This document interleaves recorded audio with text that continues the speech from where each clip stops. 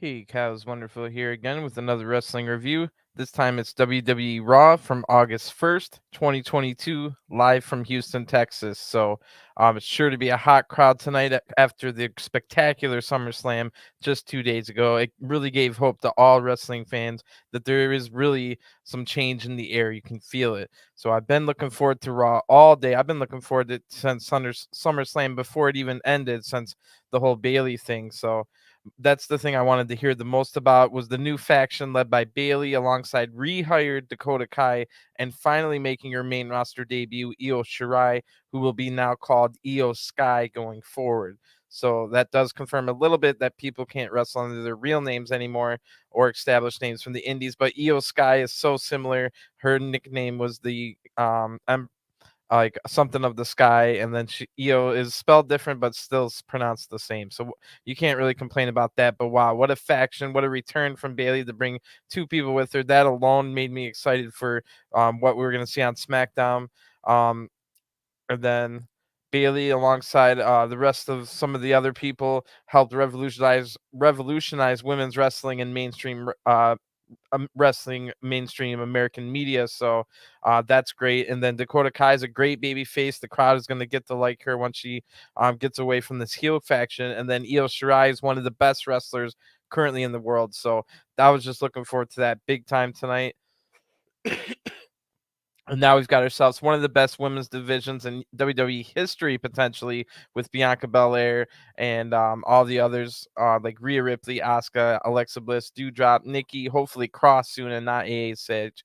You got Carmella, Dana Brooke, and then well, we thought we had Becky, but more on that soon. So that's enough for me to get excited for Raw right there. The new revolutionized women's division looks amazing, along with the hope and change that things are going to actually be different than it was for the last 20 years. So they now have I have good faith and trust with the new WWE regime that has had all that good faith and trust have been long burned for not just me, but millions of wrestling fans under the old regime. So until, in my opinion, I can only speak for myself, but until Triple H and the new regime prove that they can't be trusted, I will trust them about getting excited about things again. So that's pretty awesome. Over on the men's side, the Raw champion is still the top champions. Bobby Lashley is definitely loved by every person in the crowd in America. No, I mean, every crowd in America. And he holds the top title on Raw, the U.S. title. So maybe we'll start treating that like the Raw, the actual biggest prize for the Raw singles men. And that is exactly what we did tonight. So that's awesome to see. I had wrote this preview before all the news came out for what was going to be on the show tonight. And I was already writing, oh, I hope that we can finally establish like the U.S. title is in fact the top title you can fight for on Raw, and we've actually treated it that way. So I was also thinking. So I was excited to see who Lashley would go up against. We find out who the number one contender is for the U.S. title tonight. We also saw Riddle call out Rollins, who Rollins injured at Raw, causing their SummerSlam match to be canceled. So this was a mistake because Riddle then got beat down by Seth again. So I was wondering if maybe we'll hear some more from Seth, and we do. So I was expecting a lot of new storylines, turns, maybe just new, maybe surprises. But one thing I couldn't also wait to see was the Street Profits, how they take their latest loss, and will they be able to stay together as a team? So I was also intrigued by that coming into tonight. They maybe they could even break up on good terms, or maybe someone gets jealous or upset at each other and they attack each other. So I was looking forward to that as well. Other news coming into tonight is Logan Paul defeated The Miz at SummerSlam, and I would love to see Ciampa get away from The Miz. Triple H thinks of Ciampa as like his own son. He loves him so much. So you'd have to imagine Ciampa is going to get booked stronger from now on, and that is indeed what we saw. We didn't see Ciampa move away from Miz, but we did get to see Ciampa book stronger, and he was actually given time to talk about himself, and we finally got to have Ciampa get an entrance. Ciampa got his first entrance tonight since coming up the Raw since WrestleMania. He got we didn't even know he had new music, and then he also got to speak for himself. So things are definitely changing for the better around here. And you'd have to imagine they've got good things for Ciampa in the future. Also, coming just one quick note out of SummerSlam was Edge returning through the fiery gates of hell, literally, and he's seeking vengeance against the Judgment Day. So we were told that we will hear from Edge tonight. then I wrote all of that preview before the big news dropped for the day. So first of all, let's start with what matches were announced for Raw before Raw went on the air. So it was announced that there will be 2 triple threat matches tonight, with the winners meeting later on in the same night, one-on-one. The winners of those 2 triple threat match will meet one-on-one for the #1 contendership for the U.S. title. So awesome. Just like I was talking about, we can finally start treating the U.S. title like the top prize of Raw, which it actually is and should be treated. So right away, they're making it a focal point here for the U.S. title. That's awesome. In one of the triple threats, it'll be Dolph Ziggler, Chad Gable, and Ciampa. And the second triple threat, it'll be Mustafa Ali, The Miz, and AJ Styles. So that'll be 3 of the matches, since the winners of those will fight later on as well. So a 4th match announced for tonight will be a title match. It'll be for the Raw and SmackDown tag team titles. The Usos defending against #1 contenders, the Mysterios. So the Mysterios got multiple big wins over the Judgment Day to earn this title shot. And you got to imagine the Viking Raiders probably await the winner of this match over on SmackDown at some point, maybe as soon as this Friday. So can the Bloodline keep all their gold, or will a chink in the armor appear tonight? So that'll be our main event. The big title match is our main event. I just finished watching it. It was a pretty good match, but we'll get into that when we get there. So there was other big news announced in general. First of all, Logan Paul wants to wrestle more often now. He said that he, and I said in my review of SummerSlam that if Logan Paul showed up more often than just a few big shows here and there, where he is taking spots from guys who are more deserving if they'd been there every week. But if Logan Paul's around more often, I wouldn't be so upset about him taking like AJ Styles and Ciampa, for example, not getting a match at SummerSlam, among others like Seth Rollins. But if he's around more often, then yeah, that's fine. And that's why I wasn't so upset that Pat McAfee had a match, because he's there every week and he's a beloved character by the crowd. So, in unfortunate news here, we found out some unfortunate news coming out of SummerSlam. It seems as though right after Becky Lynch got over her year-long rivalry with Bianca Belair and seemingly turned a new leaf, not only shaking Bianca Belair's hand after the match, but standing side by side, the show. To stand down Bayley and her new group of Io Sky and Dakota Kai. But it looks like that'll be the last act that we see of Becky Lynch for a while, because now Becky will have to take time off due to injury. That's unfortunate here. So the doctors are still trying to decide if Becky needs surgery or not on her shoulder. So hopefully Becky Lynch is not gone for too long. But right when we gain a bunch of new people, we lose one. But there is more news that came out before Raw came out. We lose one horsewoman and we might gain another soon, because it is being reported that Sasha Banks and Naomi might have come to an agreement with the new management of WWE. This, if true, I don't know if it's I haven't even looked at the news since Raw started, but if this is true, that's amazing news. Both women, Naomi and Sasha Banks, are 2 in the best currently in the world. Naomi was having a career year, and we all know that Sasha Banks is amazing, and she's not even 30 years old.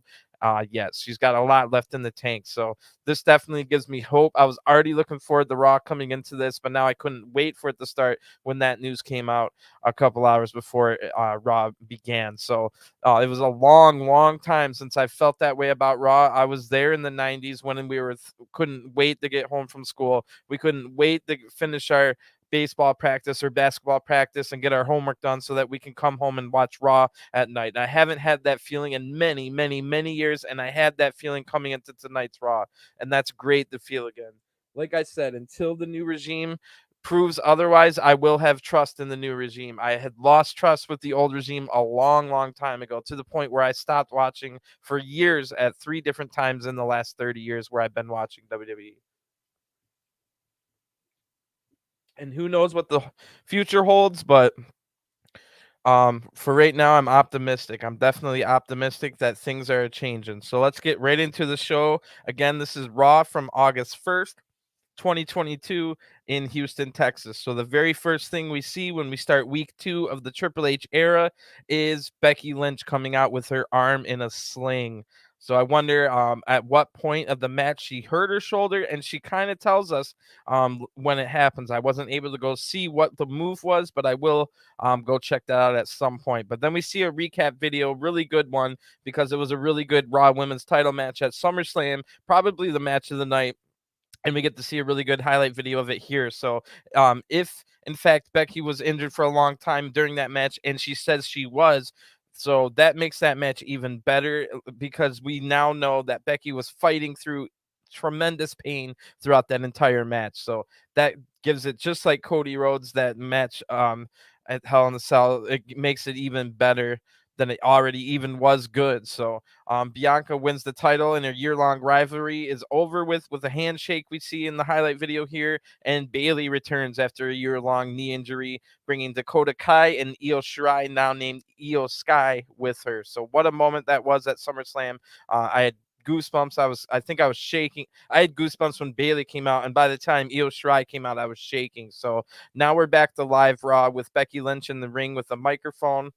Oh, hey, what's up, bro? Did you get to see Raw tonight? So yeah, Becky Lynch is in the ring with the microphone, and the crowd chants Becky, Becky, and Becky says, "Houston, welcome to the big time. Everything I do, I give it my all. And in the past, I've talked about being on rock bottom and not knowing who I was. But at SummerSlam, I finally remembered who the hell I am.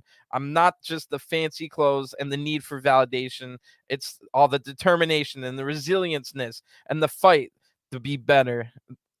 But I wasn't better. I got beat yesterday, and I hurt my shoulder at SummerSlam. I couldn't give up and keep. I could have gave up and keep fighting, but I chose to keep fighting. Sorry. And went through. Here's the key moment. Becky says, I went through 20 of the most painful minutes of my career, and I'd realized that I had separated myself from reality and lost sight of the women's revolution that we were fighting for. I gave it my best at SummerSlam, but it wasn't enough. I'm not defined by a title. I'm not defined by any man. I define the man. We start a new era, and it starts now. First, I want to give credit to the women that pushed me to be the best I could be. Bianca Belair, get your butt out here. So Bianca comes out now. Let's just take a pause there. So Becky's explaining that she found herself while being injured. First of all, 20 long minutes, like a lot of matches aren't even like 20 minutes. So the wrestle a 20-minute match here and have it be, I don't know exactly what happened, but something tore in the shoulder or something along those lines. So, oh my God, that's ridiculous. And then that's perfect. That's a perfect reason for it to become, not only is the year-long feud that's made her turn into this mad person to begin with Bianca, over with now definitively after a year, perfectly wrapped up in a year. Becky then had an injury in the match and now has an epiphany that, damn, I lost sight of my focus. What I really wanted to do was make women's wrestling relevant and have the women's revolution like continue. So that a great explanation for why Becky Lynch will be doing like good things from now on, will be a baby face. So I like that stuff. Now remember, she called out Bianca Belair here, and don't forget Becky's in the ring with a sling on, and she doesn't have any fancy makeup or fancy clothes. I forgot to say, she's just in black like t-shirt and jeans with her arm in a sling. So Bianca comes down and says, "You know what, Becky? You not only define the man, but you are the man." And then they hug it out. So Becky says, "Hold it down, babe, and I'll see you soon." So that's Becky leaving to go find out her fate. We don't know if it's going to require surgery on her shoulder or if it's something that she can heal with a couple months of rest. Hopefully the rest part. So as Becky leaves, she's basically passing the torch here to Bianca, and as Becky did for the last year. So two of the greatest women's matches in WWE history have been thrown down with these two in the last year. Of course, the SummerSlam match for 26 seconds wasn't a good match, and it kind of upset people, me included at the time, because I wanted to watch Bianca versus Sasha Banks. That was the match that we were setting up for, the big rematch from WrestleMania the year before. But no, that was a 26-second match. But what that led to was awesome. That was just the setup, this whole story of Becky becoming a mad person and going crazy, and then losing her title, trying to gain it back. But we got two amazing classic matches, and it'll be remembered in years to come as a great rivalry, this year-long rivalry. So the crowd chants Becky and Becky as she leaves here. Now, Bianca says after Becky's gone that I have nothing but respect for Becky Lynch. You might think, or you might be thinking, how is that possible? All the times that Becky slapped me in the face. But I've never wanted to be ahead of anything or anyone. Becky made me work hard for this title. And yes, I shook Becky's hand. I have respect for her, and to have respect from her Becky Lynch means something to me. I will never be caught slipping, and that's why I'm still the Raw champion. So whether it's Bayley and her friends, and then of course there's an interruption now on the video screen, and it is Becky Lynch in the back being attacked by Bayley, Dakota Kai, and Io Sky. So they all hit Becky in the arm with chairs, and then Bianca runs as fast as she can, but the damage has already been done. The Bayley buddies, as I call them, they don't have an official name, but Bayley buddies is perfect for me, and they run away. So then the segment ends. Wow. So it's clear here that Bayley and her friends Dakota Kai and Io Sky are heel and mean, and they want to take over by any means necessary. Who could possibly stop the three of the best wrestlers in the world combined? I mean, Dakota Kai isn't in that discussion yet, but she still could be one day. But Bayley and Io are definitely up there. So Becky's gonna have to find some help now that Bianca's gonna have to find help now that Becky Lynch is gone. And my first instincts, you might not believe me, but I wrote down here, I think Asuka and Alexa would be the first people that I would go visit. And then I wrote down, if that doesn't work out, maybe try to convince Doudrop and Nikki. So we'll just have to, we will see more about this later on. That's a running storyline throughout tonight. And that was the most important thing to me coming into tonight, was this new Bayley Buddies faction, as I call them. That's not their official name, but that was the name of the inflatable guys that Bayley used to have. So I think it's perfect. We'll hear more from them later.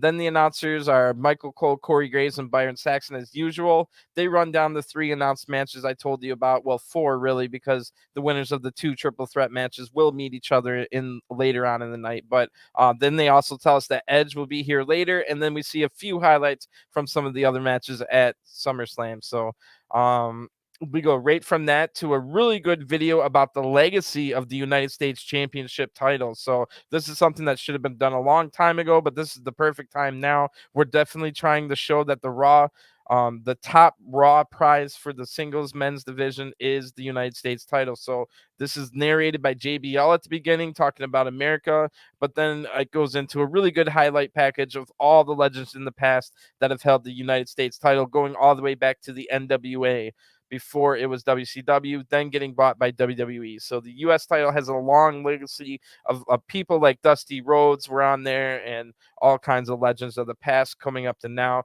I think we might even saw Stone Cold, a young Stone Cold when he still had hair and stuff like that. So this was perfect. I've been saying this for months. If Raw doesn't have the WWE title, why can't we at least act like the U.S. title means something? So this video was great, and we get to see all kinds of legends in that, and great highlight videos of the past.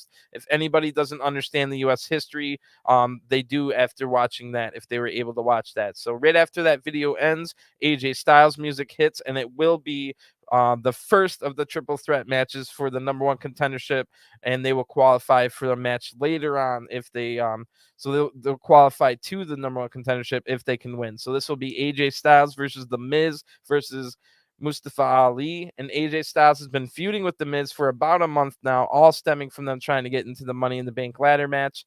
And then at SummerSlam, we saw AJ Styles make sure that Champa couldn't help Miz, and that helped Logan Paul defeat The Miz. So now The Miz not only wants, or not only gets chance for revenge against AJ here, but a shot at the United States title as well. So Mustafa Ali has had a shot to win the U.S. title in his hometown at Hell in the Cell, but came up short against Theory. And since Mustafa's been relegated to wrestling on the main event show, but Ali has been making the most of his time, picking up some wins and forming a new tag team, the Heart and Soul of 205 Live, with Cedric Alexander. If you remember their WrestleMania match at WrestleMania 34, when they had the Heart and Soul of 205 Live for the cruiserweight title. So that's what Mustafa Ali's been doing lately. They've been having fun while beating T-Bar and Tozawa, but they did come up short against Alpha Academy. So Ali did have a brief feud, if you remember, when Ali returned against The Miz, where Miz used Ciampa to get the upper hand against Ali. So Ali's going to be looking for revenge as well as getting that U.S. title shot. So to make up for his misstep at Hell in a Cell in his hometown, you know that he hasn't forgotten about that. So AJ Styles is already out. Mustafa Ali now out, the second person to come out. Big cheers as well. And then The Miz comes out wearing his same neon green gear from SummerSlam. And before The Miz gets in the ring, we see highlights of The Miz losing to Logan Paul. And when we come back, The Miz is all angry that we just showed that video. So the match starts now. I noticed that The Miz has his ribs all taped up. So that's definitely going to be a giant target for AJ and Ali. So Miz bails the ring. Of course, he just leaves the ring right at the start and then tries to pull Ali out right away. But AJ takes out Miz on the outside, and back in the ring, AJ looks to hit a Styles Clash, already looking to end it, but Miz grabs AJ from the outside. Then Ali dives to the outside on the Miz, and back in the ring, Miz throws Ali hard into the turnbuckle. The crowd's now chanting AJ Styles as Miz sends AJ into the turnbuckle too. Miz is standing tall at the beginning of this match. So Miz then hits some stomps and chomps as the crowd's now chanting tiny balls, and the Miz hits a running corner lariat and knocks Ali back to the outside as well. AJ then has a big right hand to turn the momentum around, and Miz tries to counter, but AJ counters right back, setting Miz up on the ropes. Then Miz fights AJ off, and Ali attacks Miz while on the ropes now. Both men fight on the ropes, and Miz eventually also sends Ali off too. Miz successfully blocking two different like superplex type maneuvers or whatever they had planned. So then AJ hits a suplex on Ali, and Miz hits a DDT on AJ right after that.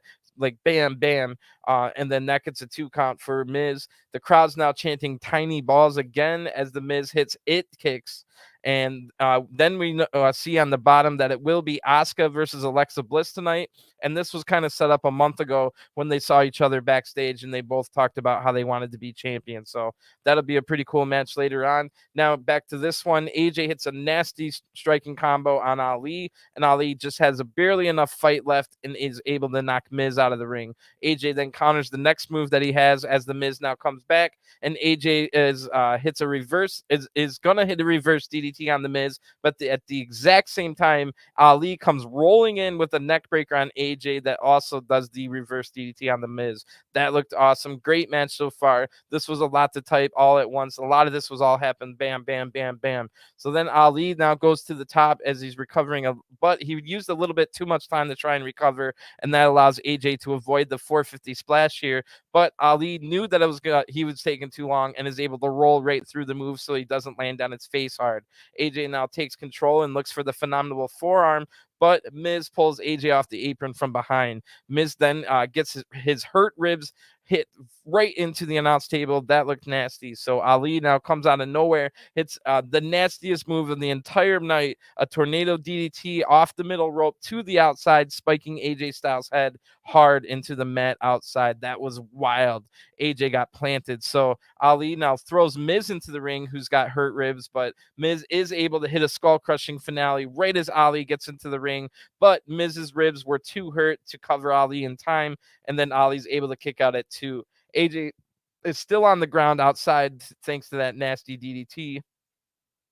And Miz is up first now. He hits some soft kicks, so the ribs are hurting Miz too much for him to have any power behind his kicks. And Ali is able to capitalize on this with a nasty-looking roundhouse kick to Miz's head. Then Ali goes to the top rope and hits a 450 splash on the Miz. But AJ's now back in, and he hits a Styles Clash on Ali right after that 450 splash, and that picks up AJ Styles the 1-2-3 on Ali. The winner of this match by pinfall and qualifying for the number 1 contender match for the United States title, AJ Styles. So what a match here. Very high pace. Great way to start the show. Great kind of X Division style match. The Miz, I mean, he's not you would never describe the Miz as being an X Division style guy, but you AJ Styles is the godfather of X Division, and Mustafa Ali would fit in the X Division any day, any era. So great match here. Miz held his own as well. Can't say that he didn't. And so that was pretty cool. So AJ's going to have the advantage later on tonight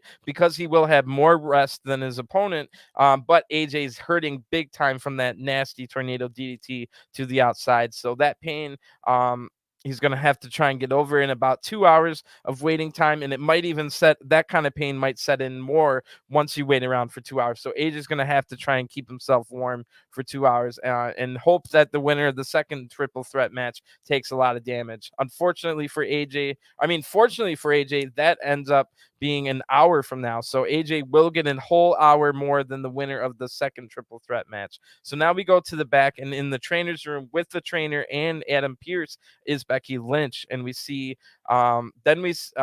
she basically just said, give me ice, and nothing really happened. Then we go somewhere else and we see Bayley, Dakota Kai, and Io Shirai. And Bayley says that this isn't about Becky or Bianca. This is about us. You'll see soon enough. And then they walk off. So now they walk by the Usos, who say, "Hi, ladies." And now the Usos come up to the interviewer and say, SummerSlam was business as usual for the Bloodline again. And tonight the Usos are going to beat the Mysterios again, because they the twos and we the ones. So that'll be the main event. Tag title match, Raw and SmackDown. Tag title match, the Mysterios versus the Usos. So then after that, Seth Rollins comes out to a mix here of cheers and boos. There's been some cheers from the crowd for Seth Rollins, even despite him injuring people lately. So this should be interesting. Rollins kind of looks ready for a match, but unfortunately there is no match. Maybe he had a dark match after Raw. So I wonder if Riddle's going to show up again here. And before we can find out what Rollins is here for, we then see a recap of last week's attack on Riddle, and that caused their match to be canceled at SummerSlam. Then Riddle showed up at SummerSlam unexpected, called out Rollins, and then officials and security tried to stop them, but Rollins easily took advantage of the injured Riddle, causing even more damage now with a big stomp at SummerSlam. So now we're back to live on Raw, and Rollins is laughing while watching that video, and Rollins says, "Welcome to Monday Night Rollins. I'm the host, the visionary, the revolutionary, Seth freaking Rollins. Tonight is a night of celebration because we don't have to see or hear from that idiot, the original bro Riddle. I give him credit. It takes guts for calling me out while injured, but there's a thin line between courageous and stupid, and Riddle has crossed the line to stupid so many times in his career. Now he can join his boy Randy on the shelf on the injured list. Now that that's settled, I can turn my attention back to Roman Reigns and the WWE Universal Championship." But then the Street Profits interrupt. So Seth tells them, "Stop, get out of here." And um, the Street Profits said, "I know you guys," or no, Ron says, "I know you guys are boys with Riddle, but come on. I don't want to share the same airspace with the biggest losers in WWE. How many times have you guys lost to the Usos now? You suck so much as a tag team, you should probably just break up.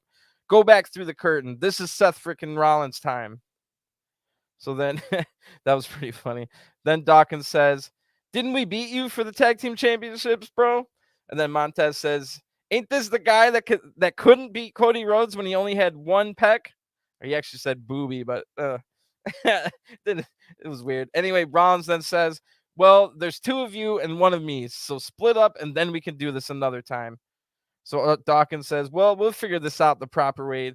Rock, paper, scissors. Bring out a ref." So Montez turns to do the rock, paper, scissors with the ref, but then just grabs the referee and runs to the ring instead to do the match himself here. So I wonder if Montez is going to be upset. I wonder if Dawkins is going to be upset about that. They didn't do the fair and square thing. So Montez Ford runs to the ring with the referee and almost right into a stomp that would have ended his night prematurely right there. But Montez is able to avoid that. Then Montez hits a big kick and gets Rollins back in the ring as they were fighting on the outside a little bit there. Montez had also thrown Seth into the barricade before that. Now Montez goes up to the top rope already. This match is officially started, and Seth Rollins is able to roll out of the ring to avoid the frog splash attempt. So back in the ring now, Seth has control, and he sends Ford ribs first into the ropes. Now the fight spills outside, and Seth rams the ribs of Ford right into the ring post. So multiple attacks here to the ribs of Montez Ford. Seth is looking for a count out now, but Ford gets in at 9, 1 second to spare. Seth now stays in control and looks to keep the pace slow and work on the ribs, and he doesn't want to the ribs work is to counter the athleticism of Ford, and so is keeping the pace slow. So this is a rare matchup where Seth might not have the athleticism advantage, and I'm pretty sure he doesn't. Ford is an athletic beast, so Ford is able to fight back with some chops and 3 knees to the ribs from Seth, take Ford right back down. Then Seth hits a gut buster, and Seth gets a 2 count, then applies a waist lock on as the crowd rallies. So hey, look, it's not a chin lock like usual, because the chin lock wouldn't fit the story here. So actually adding some realism back to wrestling. Remember, that's always just a chin lock in the past. So anyway, Seth now is taking his time. He's getting cocky. He's slapping Ford in the head. I don't know. He just maybe wants to make him fired up to make a mistake. But Ford does get fired up, and they're both on the apron now. And Ford is able to block a suplex back in the ring. Seth charges in and eats a big kick. Now Montez hits a crossbody off the top rope for a 2 count. But that move hurt Montez badly, landing on injured ribs. So you'd have to think. I write down. This is when I noted like, oh, Angelo's probably mad about not being able to at least do the rock paper scissors. So one more thing for the arsenal. Anyway, Montez now battles back with massive strikes and a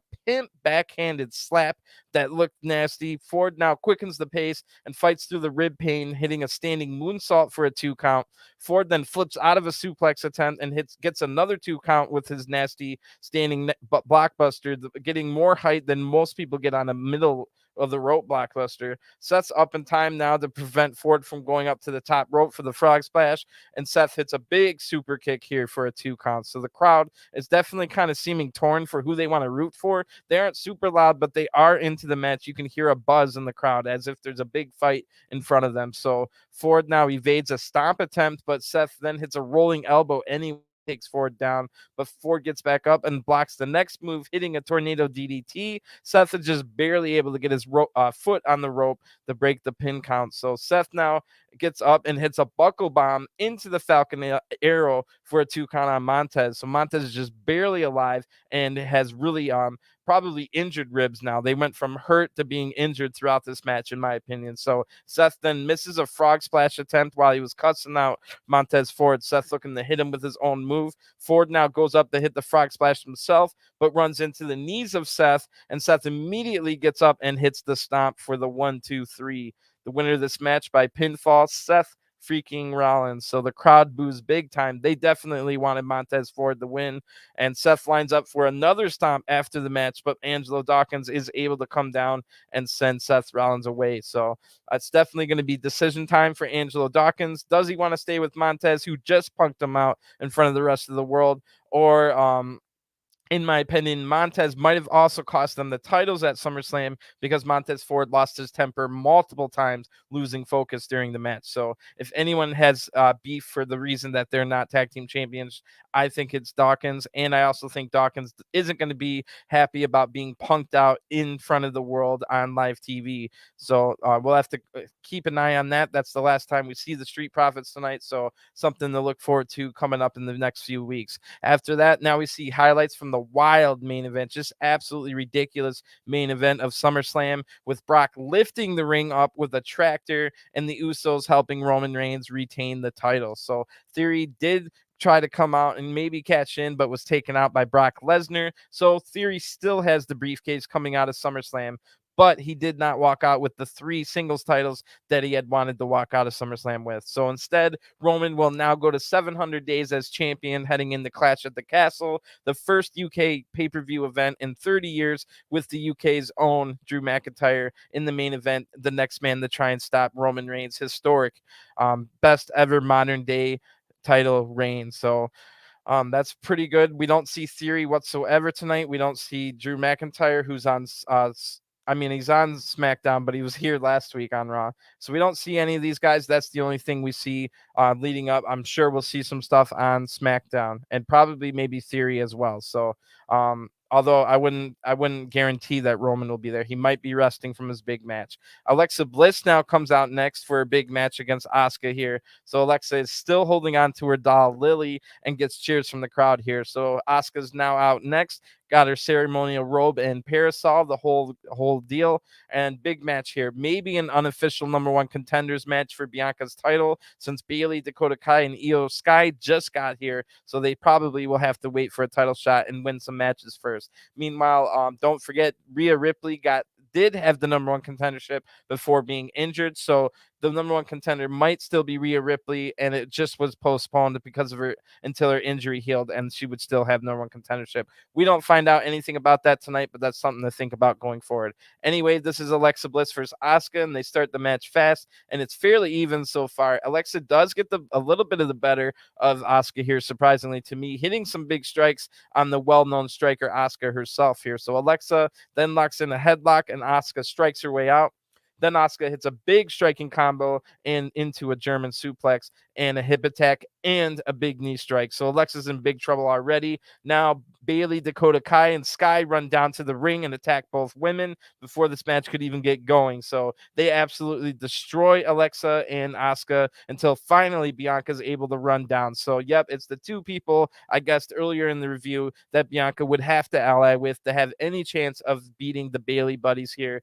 And now before Bianca could even approach Asuka and Alexa, they've already ran into the same problem that they need to find alliances. So this might have been a mistake by Bayley here. So unless they have more than just three people, they just made it an even 3-on-3 battle. So on just by doing this attack here, Bayley now has even the odds. So we go to an ad break there, but there's no quite way to feel like there might be more people with Bayley. You don't know who it could be, but there could be like a Tegan Knox. We've already shown that people that get fired could be rehired. So a Tegan Knox could be one. It could be Sasha Banks and Naomi. You never know who they've got. This could be the women's NWO. This is the original trio, and then there's 4 more behind them. It could be Sasha Banks, Naomi, and I can't quite think who else would join them right now, but it should be great, and I'm really looking forward to it. It could be the first NWO women's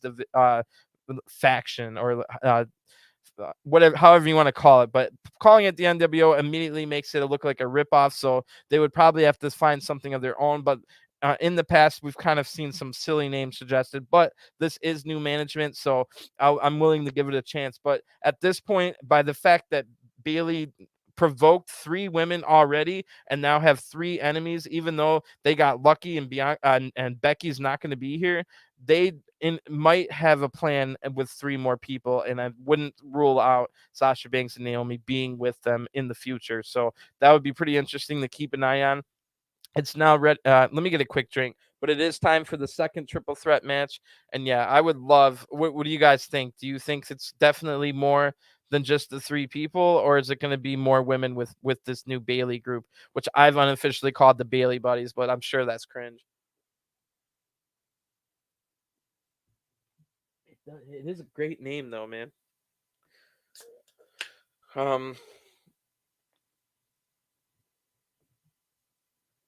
Really good Raw so far.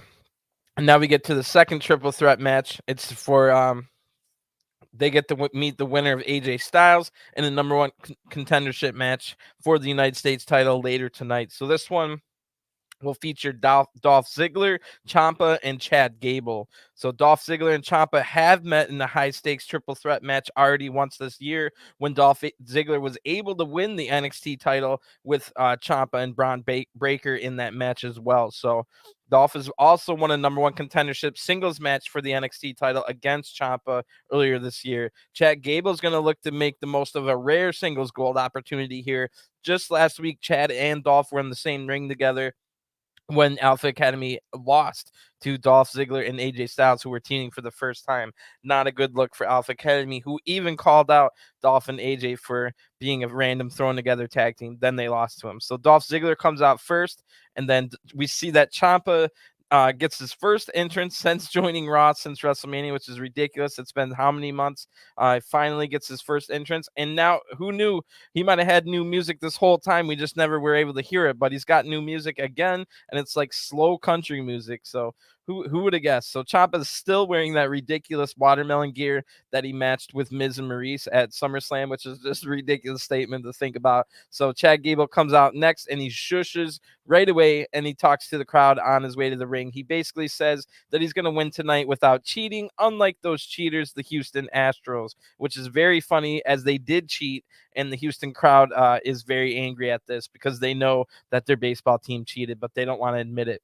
Anyway, Ciampa now starts strong, and he attacks Dolph right away. Don't forget, this is a triple threat match, and the winner will meet AJ Styles later on. So Chad helps Ciampa out, and they're going to double team Dolph here. The 2 heels looking to Dolph. Yeah, Dolph was a heel like a month ago too. So, but he is a babyface now, I think. I was thinking maybe Dolph was going to help Theory win the titles at SummerSlam, but We didn't see anything like that. Anyway, Ciampa now gives Gable a look acknowledging their alliance, but Chad tries to mansplain to Ciampa right away here, and Ciampa tells him to shush himself. So Ziggler now tries to fight back, but Ciampa slingshots him right into the corner. Now Gable hits Ciampa from behind with two big attacks. The alliance broken within seconds. Ziggler now comes back, and all three men are down as we go to a picture-in-picture ad break, which is something that we get a lot tonight. We don't get it every single time there's a match, but there's only maybe 2 occasions where we have to miss what's happening in the match all night. And we also get about 4 picture-in-picture ad breaks, which I've really gotten used to watching AEW. They really help you not lose control of the match. You can just mute the commercials so that the commercial isn't distracting, and you can watch what's happening in the match. So awesome. I've been wanting more of these during Raw, and every single match so far tonight didn't have any ad breaks during them. So now it's the first match that gets goes to a break. We get picture in picture. That's great news. So we get to see that Gable takes control, and he has both men now. Gable punches Ciampa, but Dolph comes from behind, hitting a massive DDT on Chad. Now Ciampa attacks Dolph from behind and kicks him out of the ring, and Ciampa sets Chad up on the top ropes. Gable blocks this, sending Ciampa down, and Gable hits a missile drop kick off the top rope for a 2 count. Ciampa now rolls out of the ring, and Dolph comes in. Chad and Dolph talk and decide that they want to do some of their amateur wrestling, both having amateur wrestling backgrounds. So that's where we are when we come back from break, and Chad is able to get the better of the amateur grappling here, getting more of an Olympic level. Dolph was only a Division I athlete level. So Chad gets the better of it and locks the ankle lock in, and Ciampa comes in and locks a crossface on Dolph at the same time. But both men, Ciampa and Chad, look at each other and they realize they can't win if they both make them tap. So they start punching each other. Ciampa breaks the hold, and Chad goes back to his ankle lock, but Ciampa runs from behind with a leg drop on Chad, a standing leg drop. So Ciampa then hits a middle rope air raid crash on Dolph, and this was about to win the match, but Gable is able to break up the pin just in time. That move was nasty, that middle rope air raid crash. That looked great. So Ciampa and Gable now start a striking battle that Ciampa easily wins. Gable needs to stick to his amateur style, not striking. So, but Gable's able to counter here, and while this happens, Dolph hits a zigzag on Gable from behind, and while Gable was hitting at the same time a rolling chaos theory German suplex on Ciampa. We got to see one of those in the other triple threat where a move on top of a move, taking 2 guys down at once. We get to see it again here. This one was even better than the first one. So now Dolph and Ciampa now both pull the tights back and forth, looking for 3 count, but they only get 2. Dolph now hits a super kick on Ciampa, but Gable pulls Ziggler off of the pin. Then Chad tries to get the pin, but Ziggler pulls him off, and then Ciampa is able to get up, hit the fairy tale ending on Gable for the 1-2-3. The winner of this match by pinfall, qualifying for the #1 contender match for the U.S. title, Ciampa. So this is great. We get to see Ciampa take on AJ Styles later on. Should be a great match. Plus, just 2 days ago, AJ and Ciampa were fighting through the crowd. They were so mad at each other. So now they'll meet for the right to face Bobby Lashley for the United States title. And Ciampa has a huge disadvantage here, having his match end an hour later than AJ's. But AJ did take the biggest shot of the match with that nasty tornado DDT to his head. So Ciampa will definitely look to capitalize on that. And everyone knows that Ciampa has some of the most stamina out of any wrestler. So Ciampa should be more than ready for this one. I said it should be the main event, but it was not. I get that you want to have the title match, but also I think you should always be the main event when people have to wrestle earlier in the match. It gives them more time to recover, but I guess it's nothing to really complain about too much. So after that was pretty cool. After that, we get a really long video about Edge getting kicked out of the Judgment Day, the very group that he created himself. And then we saw that Edge returned from the fiery gates of hell at SummerSlam, and that cost the Judgment Day their match against the Mysterios, which eventually got the Mysterios a tag team title shot. So the Judgment Day, that little factoid's not going to be lost on the Judgment Day as they get mad at Edge's return.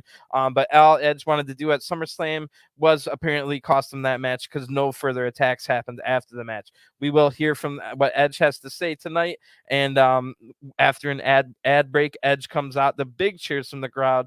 They already forgive Edge for all the trash talk that Edge was giving the fans while he was a heel in the Judgment Day. So, but in a way, that's exactly what Edge was saying. He was calling the crowd sheep, and of course, they just cheer Edge right away now that he was kicked out of the group. So when Edge gets to the ring now, he says, well, yeah, I get it. Over the last few months, I was a bit of an a-hole, but let's keep it simple. I thought I could assemble a group of youngsters to pass my knowledge to. We were just getting started, but their first little taste of power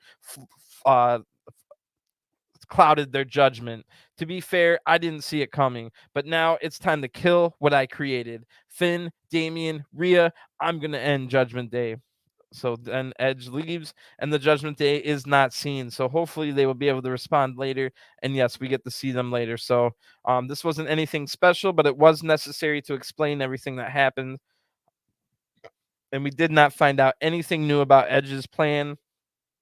All he said that he didn't even come close to teaching them everything he knows. So we've heard that within the last month with the Miz talking to Logan Paul. So nothing exciting too much there. Nice to see Edge though. Always nice to see Edge. So when now we see the Mysterios. They're in the locker room warming up for their big title match in the main event. Rey Mysterio says, "We're glad the Judgment Day are in our rear view. I go way back with Edge, and I must thank him for his help. But now we have a chance to win the tag team championships here in Houston in front of La Raza."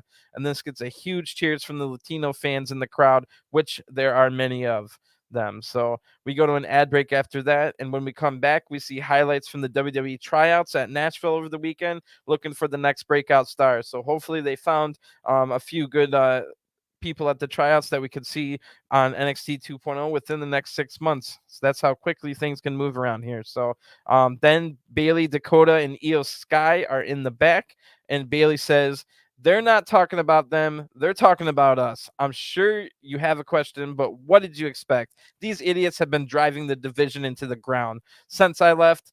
So I took that as a cry for help. They needed their role model. And then I took it upon myself to bring two of the best with me. And soon enough, we will be in full control." So Io says, "Bianca, see you out there." So Io Shirai then comes out to make her Raw debut. So this was the big, I guess this was kind of just as generic and bland as the Edge explanation, but it does get the point across that Bayley is thinking that the division wasn't as good without her, so she's here to be the role model yet again, and not only here to be the role model, but bring two of the best women's wrestlers in the world alongside her. And I guess they want to do it through force and injuring other people. So I don't. I guess that goes against like what Becky Lynch was saying about wanting to realizing that she lost focus of wanting to get the division, the women's revolution completed and stuff like that. Meanwhile, Bayley has completely lost focus of the women's revolution, trying to injure people out and so that she can make the division and mold it into her own image, something along those lines. But it would make more sense if Vince was still in charge. But now with Triple H in charge, it's like we already have that change that I don't know, like Bayley, you know what I mean? So we'll have to see. But like I was saying, it might turn into like a women's NWO, and Sasha and Naomi could join them and maybe someone else. And now they have like a 6-woman group that they just absolutely take control over everything. So like I said, Io Shirai comes out and she's making her Raw debut now against the Raw Women's Champion Bianca Belair. So these are two of the best women's wrestlers in the entire world. This should be great. So even if Bayley and Dakota interfere, which I mean everyone in the world was thinking they would, even if that happens, Bianca and Io Shirai, now known as Io Sky, is going to be great. So Bianca comes out next, and she's all business, ready for this match after all the things that the Bayley buddies have been doing. So Bianca back flips off the middle rope right into the drop kick, into a drop kick for the first big attack of the match. Io right away fights back, sending Bianca out of the ring. Io hits a big, beautiful looking springboard moonsault to Bianca on the outside, and then damn, we go to a commercial break, and this is not a picture-in-picture ad break. So, oh well, this won't be the last match we ever see against Bianca and Io Sky. I'm sure they'll have a title match at a pay-per-view sometime in the next year, which will probably be a classic, because I hope Bianca can hold on to the title for a while, and be able to defend off all these attacks until eventually down the line. because I'd like to see her defended against these guys, or I mean these women, from the Bayley's faction, and then maybe Bayley wins the title with later on.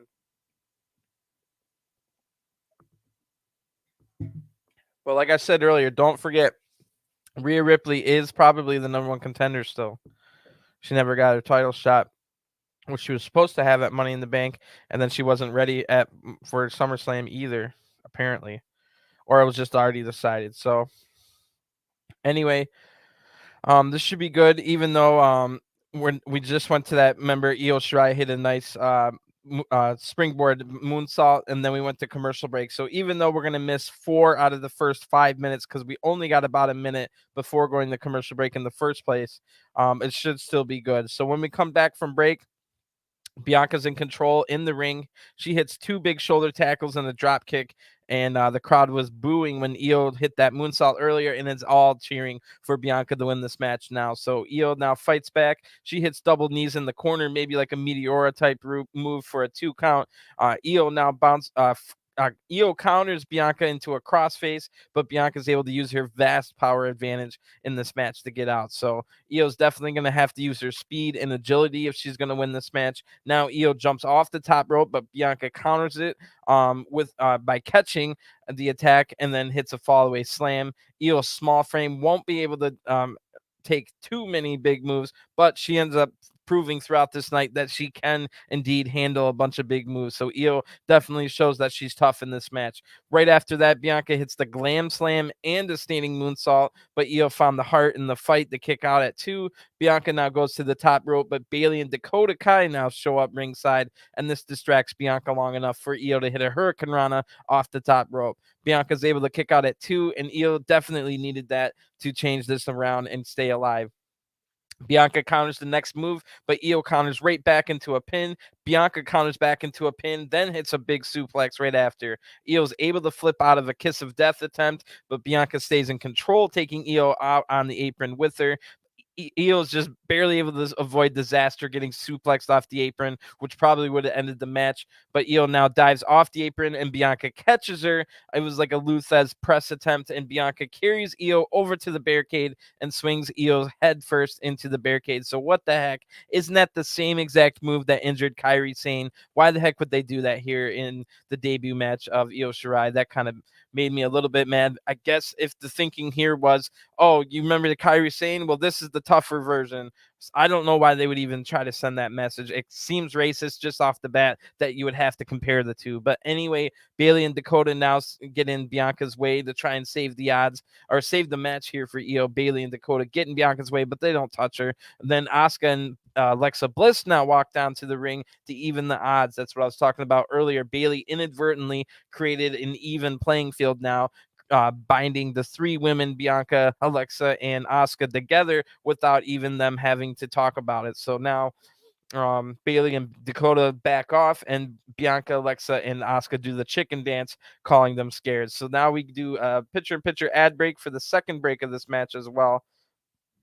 Bianca dominates a long time on the outside, destroying Io.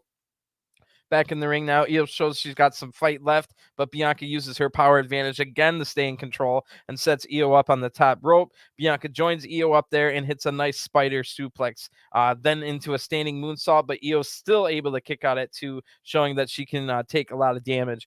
Very good match here, and Io desperately tries to block a German suplex now, and is successful after blocking it about 4 times in a row. Io hits a nice rolling stomp to the gut of Bianca, then a running meteor into the corner has Bianca a little bit shaken now, but Bianca is able to shake the pain off, hit a spine buster on Io.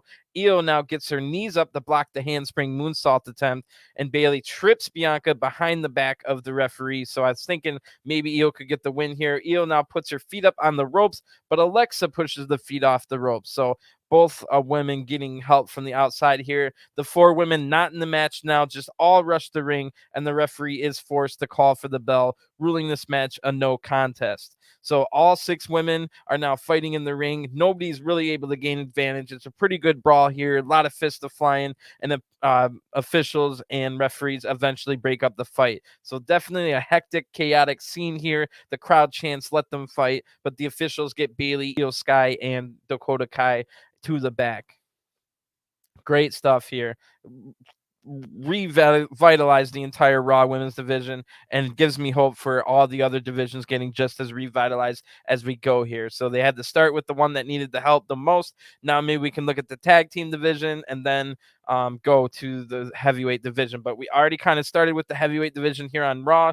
Not only do we have the women's division have a whole reset and a new story going on with a bunch of new pieces, the Raw women, or the Raw men's singles division has been reset with a new revitalized U.S. title to go after, which I've been begging for months. If we only have the U.S. title on Raw for the singles men to fight for, why don't you make it seem like it's actually a legitimate title that people want to fight for? When you got a whole roster on Raw of legends, you've got legends on this Raw roster. You've got Edge, Bobby Lashley, AJ Styles, Kevin Owens, all kinds of other guys, Ciampa, Miz. Like, this Raw roster is loaded, so why not treat the U.S. title as if this is the best of the Raw roster? This U.S. title represents the best men's wrestler on the Raw roster, a Raw roster that includes current and future Hall of Famers up and down the lineup. So you could even have like a Rey Mysterio in the singles division anytime you want. There's another future Raw singles division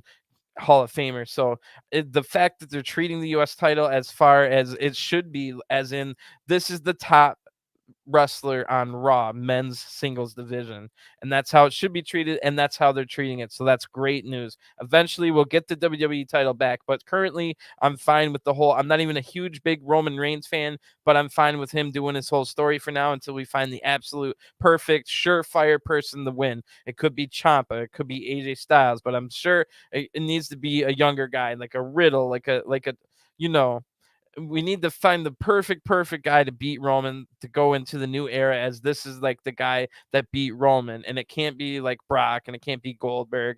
And as much as I like Lashley and Drew McIntyre, it can't be them. It needs to be someone younger, younger than an AJ Styles and Edge and all those people that could potentially beat Roman Reigns. But let's give it to a Riddle or I mean, Seth Rollins would be fine. I think he's still got a lot of years left in the tank, and Seth Rollins is great. Maybe it's going to be Cody Rhodes when he comes back. We don't quite know what's going to happen, but in the meantime, I think Roman's going to have the title for a long time. So I've been begging for months, and it's finally happened. We can get the U.S. title seemingly treated as the top dog of Raw. So it's just the circumstance we're dealt with. Why not treat it as if it was the top title on Raw? And they now are. So now we see in the back, The Miz is giving Ciampa a pep talk for his big #1 contendership match for the U.S. title later. And the interviewer asks Miz about SummerSlam. The Miz says, I had Logan Paul beat. He did good, yeah, but this isn't the place for a guy like him. AJ got Logan Paul a tainted victory, and tonight it's not about me, however. It's about this man. So Ciampa finally gets to speak for himself on Raw after months and months, getting his first entrance music played for the first time and getting the talk. So Ciampa says, I used to respect AJ Styles, but he chose the wrong side. He sided with an influencer who walked into our home. When I crushed AJ Styles tonight, thinking about that will make it all the more satisfying. Then we go to an ad break. So Ciampa is upset that AJ would dare to have the side of someone who's not a wrestler coming into our business, taking matches from us, and you're going to side with him. You're weak, AJ, kind of deal. So that's what Ciampa was saying there. Great stuff here. We get 2 Ciampa matches, finally get his entrance, and he gets to talk for himself. Triple H is in charge. So great stuff. I don't even care who wins that match later on, AJ or Ciampa. I don't care. But Ciampa versus Lashley would be an awesome match. But then again, AJ versus Lashley wouldn't be too bad either. So it's been a really good Raw so far. We've still got 2 big matches to go. Maybe another big surprise. Who knows? Not really nothing too much on the big surprise, but we do get some storylines and stuff going forward. So then we go to a commercial break, and it will be for the #1 contendership next. Let me get a quick drink, but this is a great match.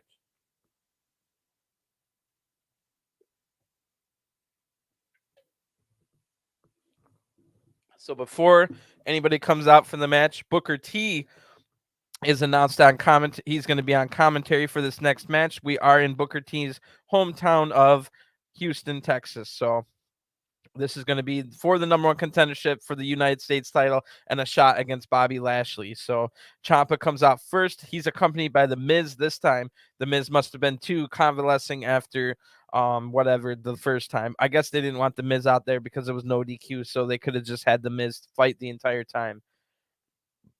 Anyway, they didn't even give Ciampa a full hour of rest, and AJ almost got 2 hours. So but like I said, AJ probably comes into this with more damage done to him with that nasty tornado DDT. And Ciampa, we all know, has great stamina, never losing air from his lungs. So Ciampa's going to be looking to use that to stay on attack all match, I'm guessing.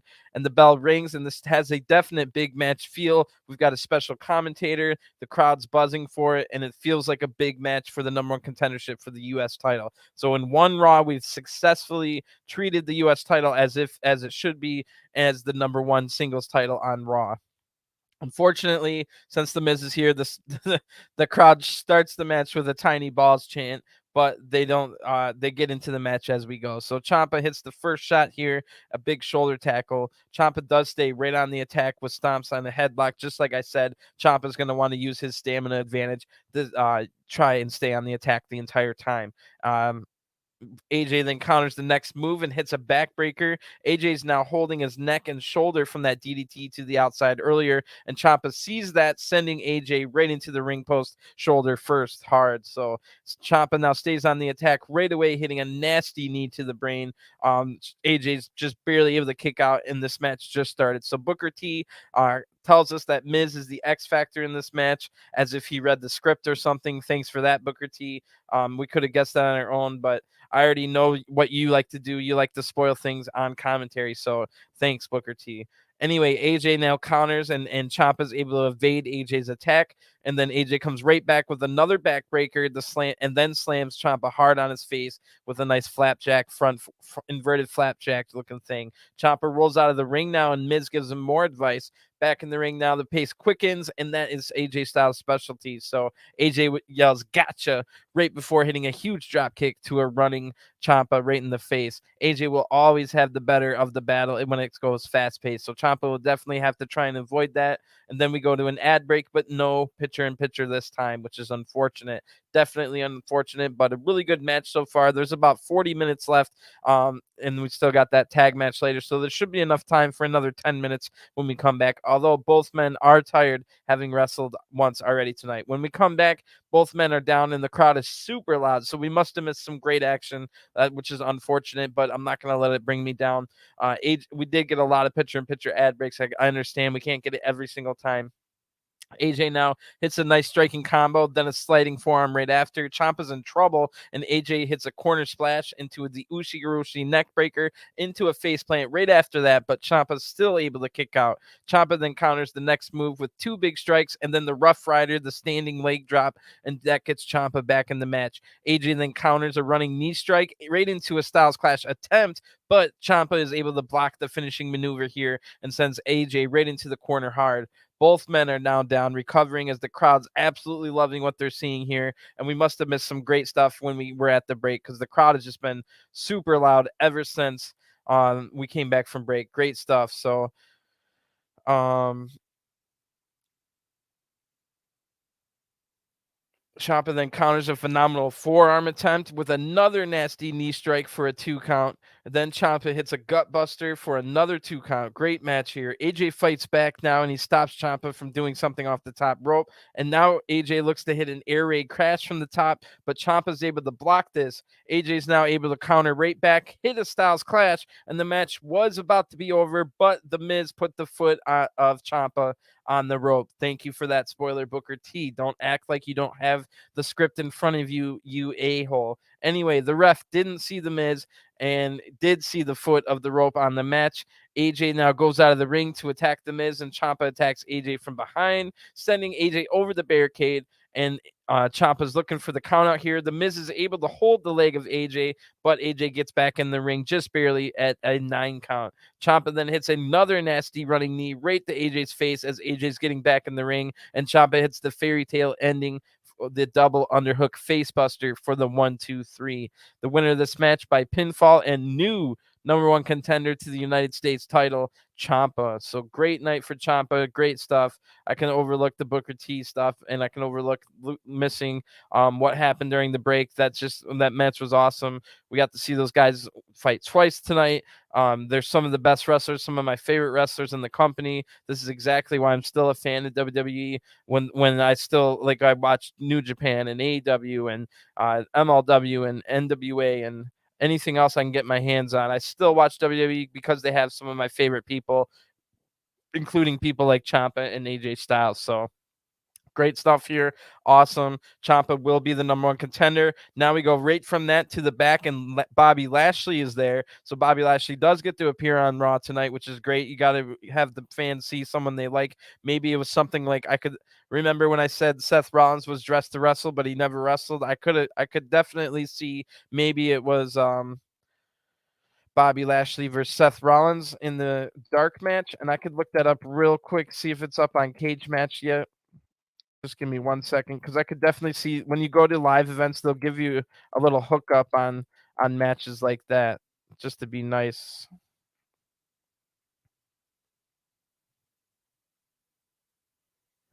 Man, they didn't have it up, so I'm not going to waste too much more time looking for it, but I could definitely assume that would be what happened.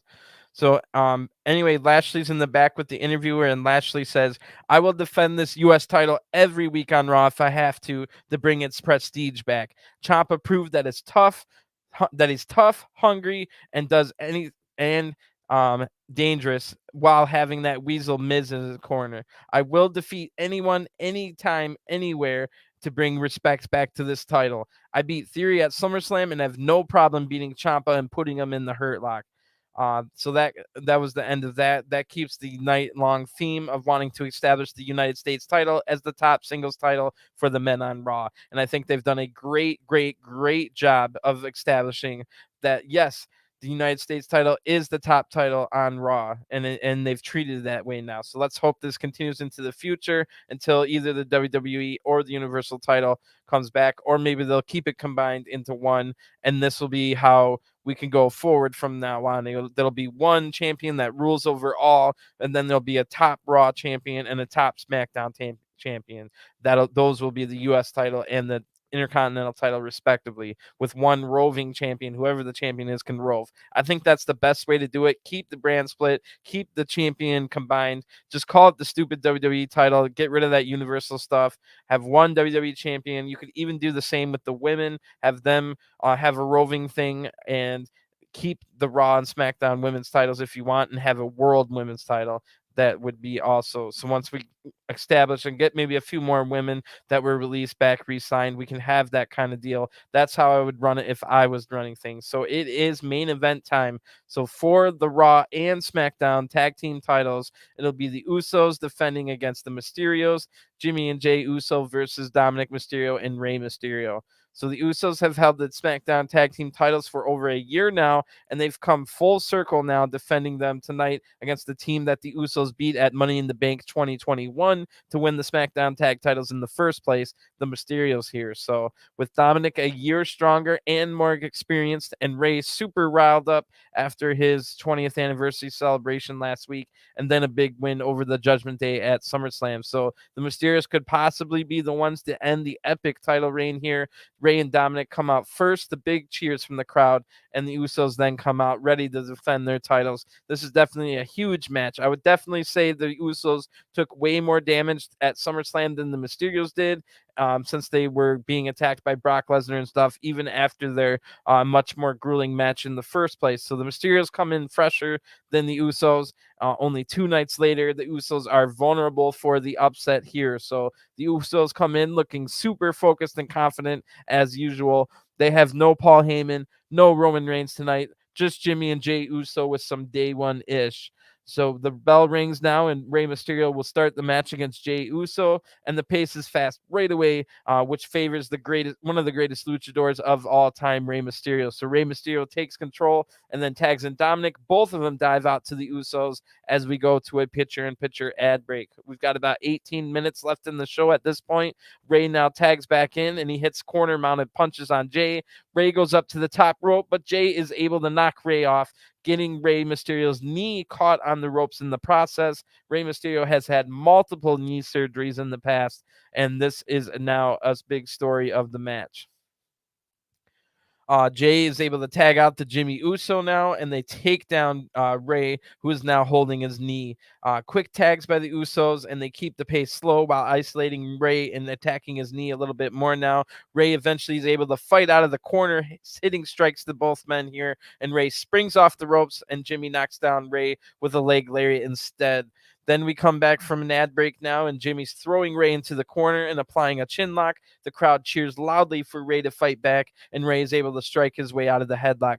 Jay is able to tag in before Rey can tag out, and Jay hits a big backbreaker on Rey Mysterio. So Dominik might have to run into the ring soon, or this match is going to be over before he can get in. So Jay then hits a nasty hip attack in the corner, running hip attack Umaga style, and Rey is just barely able to kick out of this one. Rey got knocked silly in his days, but still trying to fight back here, and does, successfully sending Jimmy into the ring post face first with a nice head scissors takedown from the great luchador. So Dominik now tags in and takes down both men with some good hot tag offense, high flurry, good pace to Dominik's attacks here. He hits a neck breaker on Jimmy for a 2 count. Now Jimmy fights back, but Dominik's able to hit a face buster and kick Jimmy on right into the ropes.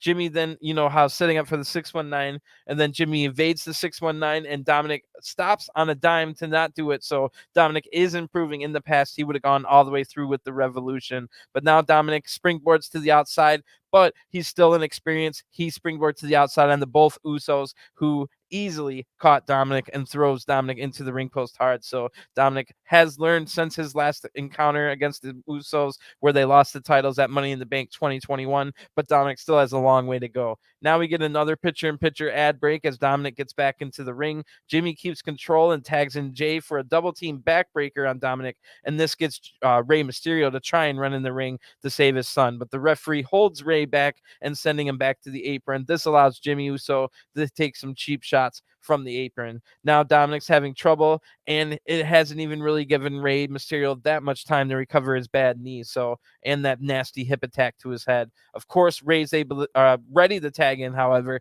because he wants to save his son, but Jay's able to keep Dominik isolated here. Dominik tries to fight back with some punches, but one big uppercut from Jay takes him right back down. Jimmy now tags in and wears Dominik a little bit more down, and now sets Dominik up on the ropes as we come back from the final break of the night. We've got about 8 minutes left in the show at this point.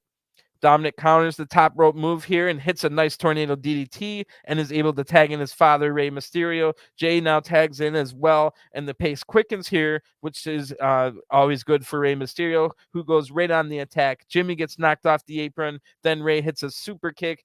Springboards right into a super kick. That looked nasty, almost like the springboard that Shelton Benjamin got super kicked from the greatest of all time, HBK Shawn Michaels. But this was definitely similar to that. Rey Mysterio springboarding right into a Jey Uso super kick. That looked great. That gets a 2 count. And then what a great flurry. But we can't forget Rey had a lot of damage done to, already has a bad knee, and he was super dazed after that hip attack. So Rey's able to counter, though, an Uso double team attempt for the 1D, and then is able to tag in Dominik. And then they hit a 619 on Jimmy while Dominik hits a frog splash, and Jimmy's just barely able. This almost ended the big year-long plus title reign here, but Jay's able to break up the pin off of the big double team 619 frog splash. Rey now tries to fight Jay on the outside, but another super kick takes Rey right down. Then Dominik dives onto Jay from the ring, but lands on his arm awkwardly. Dominik now gets back in the ring with his arm hurting a little bit here, and Jimmy takes control right away, setting Dominik up on the ropes.